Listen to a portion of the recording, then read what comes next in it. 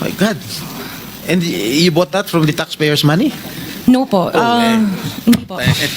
Ang balita ko, doon sa interview mo, binili mo yung isang Rolls Royce dahil nagandahan ka sa payong. Tama ba? Sir, yes po.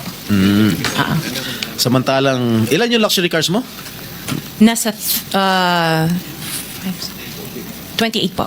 28 lang. Ano, Yes. ano itong mga ito? Rolls Royce, Ferrari? I don't have a Ferrari. ano yung mga luxury cars? Lamborghini? No rin. Cadillac. Saan binili? Saan binili? Sagutin muna. Saan mo binili? Sa dealer po. Sino dealer? Dito, local? Local dealer o sa abroad? Freebell Enterprises tsaka yung isa Auto Art. Dito, sa Pilipinas? Yes po. Hindi ka nag-import? No po. Dito, may dealer ng mga Yes po. Rolls Royce. May dealer ng Rolls Royce Meron dito. po. Ano pa yung mga ibang luxury cars mo?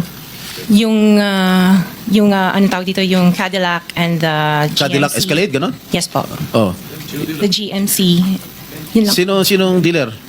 I mentioned earlier Freebell Enterprises and Auto Sa lahat Art. ng kotse mo, yun ang mga dealers mo? Dalawa lang sila Dalawa po. yung dealers mo. Yes what, po. what other luxury cars do you own?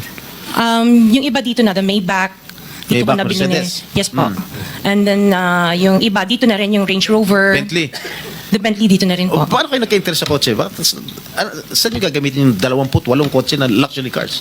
Araw-araw gusto mong Collection. palit ng kotse? No, I have 4 kids that use it all the time for them to... Oh, 4 be kids lang. O, bigyan mo tig-isa, pero 20, ilan yun? 20 ka mo? 28? 28, opo. My God. And you bought that from the taxpayers' money? No po. Hindi po.